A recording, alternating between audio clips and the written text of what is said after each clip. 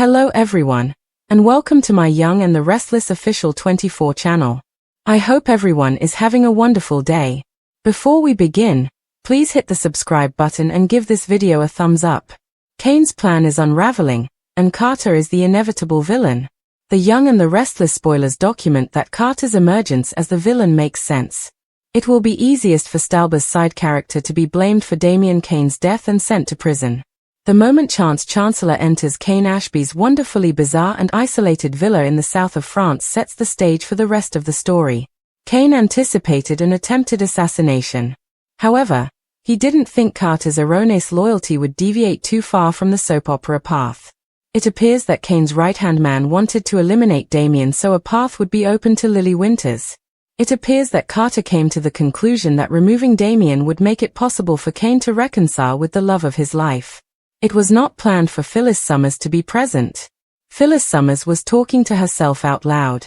That dialogue was intended as a foreshadowing, allowing the audience to be tipped off. She claimed that on that fateful night, the maze was different. Phyllis's instincts were correct when she saw Chance with the old dagger sticking out of his back and holding Damian, who had just passed away. When Carter threw one of Kane's exotic possessions at a distance in the direction of Damian, it's likely that he had no idea that Phyllis would be nearby. However, she turned up moments later as a crime witness. Kane Ashby undervalued his work as Nick Newman's life was in danger because of the goon Kane uses to keep things safe. Nick's abdomen wound, which could have killed him, wasn't supposed to happen. Naturally, Sharon Newman didn't intend for Kane and Carter to pick the lock.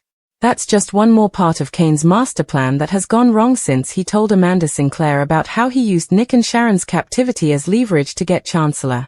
The character played by Flynn is dependent on an unstable fixer who is improvising in an amateurish manner. Kane, along with Carter, is in legal trouble as a result of a situation that is well beyond his control. In the south of France, the butler did it. Carter's identity as Damian's killer will soon be fully exposed if this rumor is true. Chance and Victor Newman have already seen Carter's unforced admission that he put the bloody knife in Nick's train car under the sink. Despite the possibility that Carter will remain hidden. As a final act of protection for the man he credits with saving his life, this character, who is actually playing the butler, may succumb to the mounting pressure and make a full admission. In any event, fans are clamoring for this extended summer tale to wrap. As was intended, the character's agitation can be seen on the other side of the screen. Carter is the most likely solution to the mystery of this storyline and everyone's ticket back to Genoa City, Wisconsin. It began with a whisper, an unsettling tension in the air that none could quite place, but everyone eventually felt. Whispers in the Chancellor Winters' corridors. A sideways glance from Jill. Devon's hands twitched nervously whenever Carter's name was mentioned. The name at the center of the storm, spoken with increasing frequency and dread, was Carter. And the tightly wound facade of control that Kane Ashby had worked so diligently to maintain was beginning to show its first cracks. Carter, the man everyone feared but didn't really know. With charm, ambition, and an infuriating smile that never quite reached his eyes, he had sneaked into their lives. Everything that Kane had constructed was now being torn down one brick at a time, one lie at a time, and one inevitable truth at a time. It wasn't a matter of if Carter would burn it all down. Because Carter wasn't just a threat, it was when. He was inevitable. And Kane was finally losing control of the board, despite his various strategies and secret agreements. Kane had always taken great pride in his foresight. With a blend of quiet charisma and ruthless precision, he saw 6 moves ahead, always playing the long game, and bending situations to his advantage. 4 years, that combination had kept him above the chaos. He had outwitted competitors in the business, kept himself out of personal scandal, and even remained sane despite a strained relationship with his children. However, nothing in his past prepared him for Carter's icy, calculated storm. From the moment Carter appeared in Genoa City, something had felt off. He was too polished, too composed, too good at playing the perfect ally. He smiled with sincerity but watched people with the eyes of a predator. He used his knowledge of everyone's weakness to weaponize rather than assist. Kane, oh my, was his masterpiece. It had appeared at first to be a partnership that would benefit both parties. Kane hadn't even spoken about the problems, so Carter offered solutions. He cleaned up messes that nobody ought to have been aware of. He made calls in the middle of the night and results materialized before sunrise. To Kane, that kind of efficiency was gold. It made no difference where Carter came from or how he did things. The outcomes were the same. Until those outcomes began to resemble leverage. Kane didn't realize at the time that every favor Carter gave him was like a chain tied around his ankles. He was already waist deep in quicksand when he realized it, and Carter was holding the rope just out of reach. It began subtly. Carter proposed reorganizing assets for legal protection. Kane signed the documents without question. After that, a change in company policy. Then access to accounts that are restricted. After that, rumors that some internal investigations had been redirected. And then came the blackmail. Veiled remarks about Kane's past, his ties to questionable offshore investments, and the secrets buried deep under years of PR spin, but not overtly. Carter was far too clever for that. Carter never made any threats. He merely recalled. Kane was reminded of the unstable nature of the house of cards he had constructed. And Kane, the master manipulator, was now being outplayed at his own game. But Carter didn't just break into businesses. He got into Kane's personal life as well. He charmed Lily, presenting himself as a concerned friend when things grew tense. He made himself indispensable to Devon, offering to mediate conflicts when tensions flared at the company. He earned Jill's trust with carefully calculated loyalty, while quietly undermining her decisions behind the scenes. The most devastating blow came when he began to turn Kane's own children against him.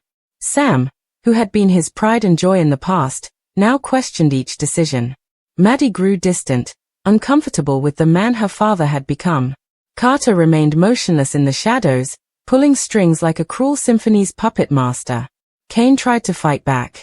He devised a plan, intricate and desperate, to expose Carter's true identity. He dug through records, hired private investigators, traced connections from Carter's past that led to whispers of criminal dealings and double identities. He compiled documents, recorded conversations, and connected with any remaining allies he could trust. For a moment, it felt like he might have the upper hand. He had compiled enough evidence to bury Carter 6 feet under a federal investigation. He even arranged a private meeting with Michael Baldwin in the hope of dealing a legal blow to Carter before he could respond. But Carter was always 10 steps ahead. The night before the meeting, Kane's car was broken into. The files are no more.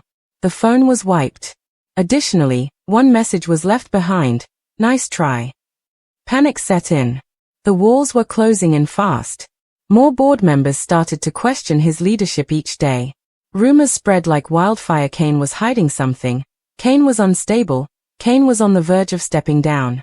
All of it orchestrated by Carter with a precision that bordered on genius. And as the pressure mounted, so did Kane's paranoia. He couldn't sleep. Unable to eat. Couldn't tell friend from foe. His former friends now looked like strangers, their allegiances had changed, and their eyes were clouded with doubt. Amanda Sinclair, sharp as ever, started asking the right questions. Why had the company's legal department suddenly been overhauled? Why were key accounts being redirected? And why, above all, was Carter always conveniently in the room when deals fell apart or documents went missing? She confronted Kane and begged him to confess, but he refused. Not because he didn't trust her, but because he feared Carter had already gotten to her too.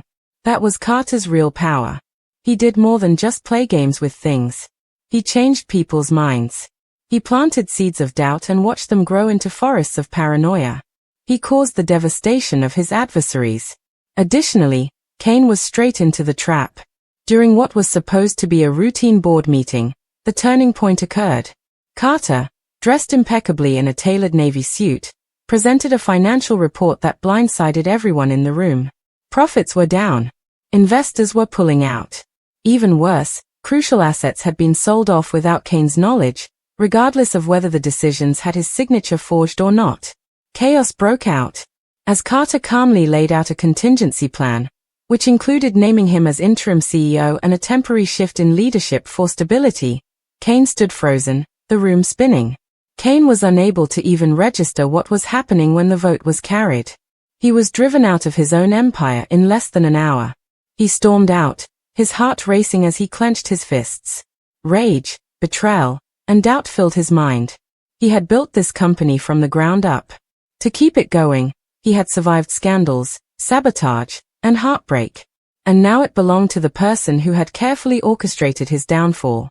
Carter did more than win. He was in charge. Despite this, Kane had only one card left to play. One piece of evidence Carter didn't know existed, hidden away in a safe house, far from Genoa City. A recording. A discussion. A confession. Proof that Carter had ordered a hit on a former associate, a man who had threatened to expose him years ago. Despite being grainy, the tape was clear enough to stand up in court. However, it would not be simple to retrieve. Carter was watching Kane's every move. His home was bugged. The phone rang. He had once had allies who were either compromised or scared into silence. He was by himself. However, not defeated. Not yet. Because surviving was the only skill that Kane possessed. And if Carter was inevitable, then so was Kane's revenge. Kane's horror, Chance and Carter's fates, and the final Italian twist. The Young and the Restless spoilers for Monday, July 28, 2025, are now available. Fans will see what happens to Carter and Chance Chancellor. Continue reading to find out the story's final twist about the Italian chateau. Ashby's horror in Kane. Carter will be the first to be confronted by Kane Ashby. Carter will admit that he killed Damien Kane for Aristotle Dumas, but he did it all for him. Naturally, the businessman will attempt to maintain his composure while eliciting information from Carter. Carter realizes that he has been duped when Kane finally loses it. Lily Winter's hostage situation. From a nearby hedge, Victor Newman and Chance are listening to Carter's confession. Of course, there's a good reason why Chance is exiting since Connor Floyd has a brand new job.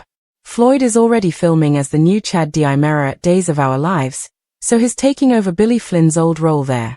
However, Y&R did not have to kill Chance because of that.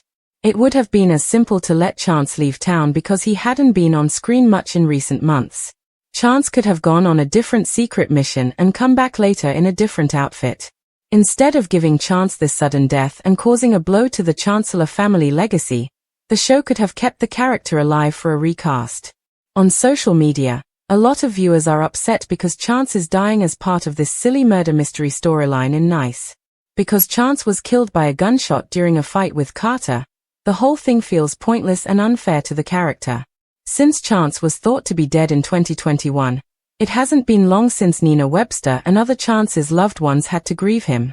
Connor Floyd assumed Chance's role later on, but this death feels more final because it involves bleeding out on screen. However, in the soap world, anything is possible. There have been other characters who died in similar final ways and still came back years later, so no one can rule out Chance's comeback someday. If you ask the online ranting fans, Chance's demise may be regarded as a mistake for the time being. According to the Young and the Restless spoilers, Chance's friends and family will have to deal with this difficult loss. Keep an eye out for updates regarding the devastating blow that lies ahead for them. It began in a setting far too serene for the horrors that were about to unfold, under the golden Tuscan sun. The final chapter of this bloody, betrayal-laced, and impossible-to-end saga was about to be written in a crumbling estate near Florence, where the last secrets of Carter's web were buried, not in courtroom declarations or corporate backstabbing. Chance Chancellor had come to Italy chasing ghosts, red-eyed, exhausted, obsessed. Despite the fact that his handcuffs were nearly closing around his wrists, Carter had managed to sneak out of Genoa City a few weeks ago through legal loopholes. However, this was no longer just about justice. It was intimate. Carter had taken too much, destroyed too many lives. Nick nearly died. Sharon was traumatized. Kane was shattered in ways that he could not even acknowledge while Lily was recovering from the hostage situation. The man who once thought he was in control of everything now lived in the shadow of a predator he had no control over. But Chance was determined to end it, and Kane was being forced into Carter's plan's final act, which was filled with guilt, horror, and a cruel twist that was impossible to predict. The clues had been sparse at first. A blurry image of Carter boarding a private plane in Dubrovnik, misdirected calls from a burner phone, and a collection of financial transactions. Chance followed the trail across continents, avoiding Carter's clearly bribed Interpol agents and bureaucratic red tape. And what he found, what he never expected to find, was that Carter hadn't fled for safety. He had run away to finish something. To finish the job. to deliver the final, surgical blow to Kane Ashby in his vengeance campaign. It wasn't about power anymore. Now it was personal. Carter's fury had developed into something mythical, consuming. And Chance was walking straight into the heart of it. Chance was already aware that something wasn't right when he reached the decaying villa in Florence's hills. The locals kept their mouths shut, but their eyes darted like prey looking for a predator in the forest. The estate had a dark history, mafia ties, whispered assassinations, disappearances. But Carter's base had moved there. He'd transformed it into a fortress of shadows, complete with surveillance drones, underground tunnels, and, Chance would later discover, the graves of 3 men who had tried to turn against him. Chance wasn't a cop here. A badge could not be displayed. There is no backup. No law to fall back on. He was just a man with a gun, a resentment, and a burning desire to put an end to what Carter had started. Meanwhile, Kane, thousands of miles away, was spiraling. Haunted. Humiliated. He was aware that Carter had left, but he also knew that he had never left. The man had infected his life, his company, his family. And even in his absence, Carter's influence remained, like poison in a bloodstream. Kane barely slept. When he did, it was nightmares, visions of Lily tied to a chair, Carter grinning behind her with a gun. Visions of his hands covered in blood. Visions of Nick gasping for breath after that brutal fight. And worst of all, a vision of himself, helpless, useless, a pawn. He was warned by Jill to let it go. Amanda pleaded with him to step away. But he couldn't. Because Carter had taken more than his company. He had taken his control. And for Kane Ashby, that was unforgivable. So when Chance called from Italy and told him, "I found him," Kane didn't hesitate. He was on a plane within hours. No suitcase. No plan. Only fury. What neither of them realized was that this was what Carter wanted all along. Because Carter didn't run to escape justice. He ran to build his masterpiece. He ran to lure Kane into the final act of his psychological war. And he had something waiting in that villa. Something neither Chance nor Kane could have expected. A secret that would completely alter the narrative. A final twist wrapped in Italian silk and soaked in blood. Chiara was her name. She was beautiful. Dangerous. Additionally, Carter, Kane's daughter, claims no records existed. No tests for DNA. Just a series of falsified documents, whispers of a past affair Kane had long since buried, and a girl who looked too much like Maddie to be ignored. Carter introduced her like a magician revealing a final trick, slowly, deliberately, with a gleam in his eye that screamed checkmate. Chiara was silent. She just stared at Kane with quiet judgment, as though she had already sentenced him. And when Carter put a gun in her hand and said, "Tell Daddy what he did to your mother," even Chance couldn't stop the bullet that followed. It missed, but barely. Chaos broke out. The villa turned into a war zone. Shots were fired. Windows shattered. Blood hit the ancient marble floors. Carter disappeared into smoke and tunnels like a demon returning to hell. Chiara was disarmed when Chance tackled her, but he did not arrest her. Because something about her eyes told him she didn't want to shoot Kane. She desired responses. Carter had twisted her. Her with weapons. Lied to her. She was a victim, like everyone else. And Kane? Kane was unable to breathe. His hands trembled. His knees buckled. He was confronted with the possibility that his worst sin had physically resurfaced to haunt him. Whether true or not, the damage was done. And Carter had won again. But the story wasn't over. Because Chance continued to chase. And Kane wasn't done unraveling. The villa held more secrets. Hidden rooms filled with files, recordings, maps, names of every person Carter had manipulated. And at the heart of it all, a journal. Carter's diary. Not the manic scribbles of a madman, but the cold, calculated philosophy of a man who believed the world owed him retribution. He spoke of suffering. Of abandonment. Of watching his sister die because Kane's company refused to provide her with the necessary medical care. It was personal. It always had been. Carter wasn't evil for evil's sake. He was evil with purpose. And that made him unstoppable. Unless they stopped him together. Despite their brokenness, Kane and Chance worked together. They built a trap. Not with guns or threats, but with truth. They won the support of Chiara. They exposed Carter's lies piece by piece. And when they finally brought him out of the shadows, Carter had planned his final purge in the decaying remains of an old cathedral. He was in tears, screaming, cornered. He attempted to set the building on fire.